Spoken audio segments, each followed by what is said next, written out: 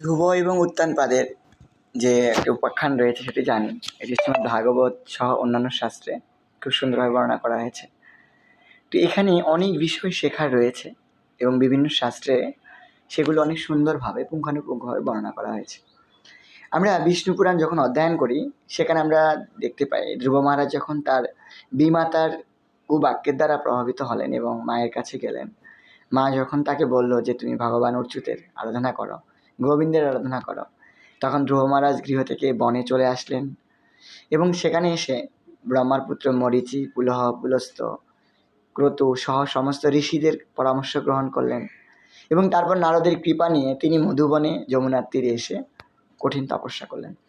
ধ্রুব মহারাজ যখন অত্যন্ত কঠিন তপস্যা করতে শুরু করলেন তখন ভগবান শ্রী বিষ্ণু তার হৃদয়ে যখন প্রবিষ্ট হলো, তো ভগবান শ্রীহরি ধ্রুবের হৃদয়ে প্রবিষ্ট হওয়ার সাথে সাথে সমস্ত মেদিনীতে সেই ভার রূপে প্রবিষ্ট হলো।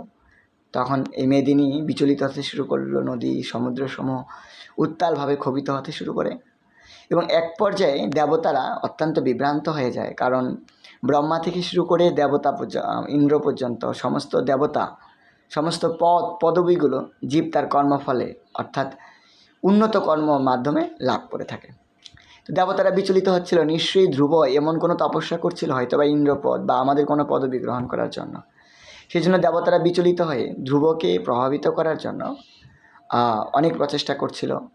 ধ্রুবের সামনে অনেক প্রতিকূল পরিবেশ নিয়ে উপস্থিত হয়েছিল। এরকম হয়েছিল যে ধ্রুবের সম্মুখে তার মা সুনীতির রূপ পরিগ্রহ করে গিয়েছিল এবং সেখানে সুনীতির রূপ পরিগ্রহ করে গিয়ে ধ্রুবকে বলছে, বৎস, তুমি এই কঠিন তপস্যা করো না, তোমার এখন তপস্যার বয়স হয়নি, তোমার ওই বিমাতার কাছে, সেই বিমাতার কটুবাক্যের কাছে আমাকে ফেলে রেখে তোমার এখানে কঠিন তপস্যা করা উচিত হবে না।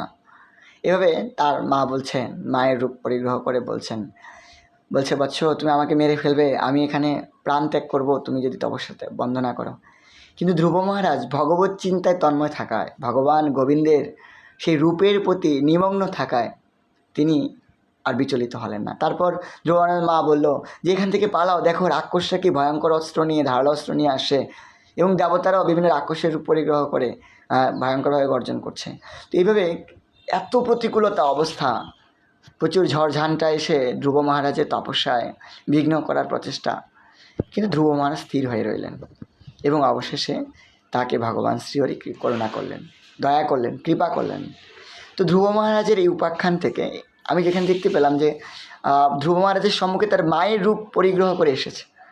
আমরা এখান থেকে শিক্ষা লাভ করি, আমরা যখন কোনো ব্রত, কোনো তপস্যা, কোনো যজ্ঞ করার সংকল্প গ্রহণ করি তখন স্বাভাবিকভাবেই আমাদের জীবনে সেই প্রতিকূল পরিস্থিতিগুলো আসবে।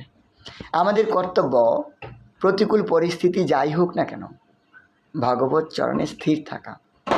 আমাদের কর্তব্য এই প্রতিকূল পরিবেশের মধ্যেই ভগবত আরাধনা চালিয়ে যাওয়া। আসলেই প্রতিকূলতা না থাকলে আমরা আমাদের সে আরাধ্য, সেই সাধনার বস্তুর প্রতি আকর্ষিত হব না। যত প্রতিকূলতা এসে উপস্থিত হবে ভাগবত ভক্তের কাছে ওই প্রতিকূলতা হচ্ছে তার তপস্যার স্থান, সেটা হচ্ছে ভগবানের কৃপা। তা আমাদেরকে বুঝতে হবে আমরা যখন ভগবত সেবা করছি আমাদের অনেক বিঘ্ন এসে উপস্থিত হচ্ছে, কিন্তু আমাদের স্থির থাকতে হবে, আমাদের দৃঢ়তা অবলম্বন করতে হবে। রাখবে মারবে যো ইচ্ছা তোয়ারা, ভক্তিবিনোদ ঠাকুরের ভাষায়, তুমি আমাকে রাখো, মারো, যা খুশি তা করতে পারো, কিন্তু তুমি আমার প্রভু, তুমি আমার একমাত্র প্রাণনাথ, তুমি যা ইচ্ছা তা করো, কিন্তু আমি তোমার চরণ থেকে কিঞ্চিত পরিমাণও বিচ্যুত হব না। ধ্রুব মহারাজের এই কঠিন দৃঢ়তা, তার সামনে এত প্রতিকূল পরিস্থিতি আসার পরেও যে ভগবান শ্রীহরি ধ্যানে মগ্ন ছিলেন এবং অবশেষে ভগবান শ্রীহরি ধ্রুব মহারাজকে কৃপা করলেন, এটা আমাদেরকে তারই শিক্ষা প্রদান করে।